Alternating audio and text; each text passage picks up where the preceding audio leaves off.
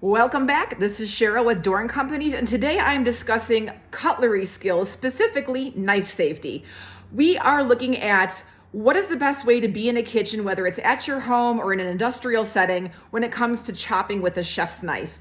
The video you see here is an individual who is going to chop some basil for us.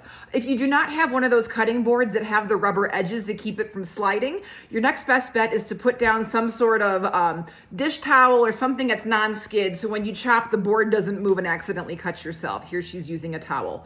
When you take out your chef's knife, what you want to be able to do is chop as succinctly as you can. So you want to make sure fingertips are out of the way and you are cutting in an even motion and paying attention to what you're doing.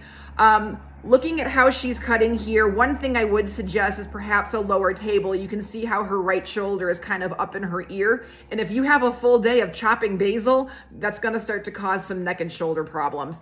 But at the end of that, what you do want to be particular on is where your finger placement is. Some people think that wearing gloves might be a good idea. I feel that gives you a false sense of security because, again, unless you're wearing some kind of wire mesh Shark Tank glove, you're going to slice right through something rubber or latex. So be mindful of where your fingers are at. Chop slowly until you're comfortable with where you know your knife is going to be. And again, make sure you're on a non-skid surface so that you're not having any incidents of anything sliding and accidentally cutting yourself. My name is Cheryl, and this is your Knife Skills Safety Minute.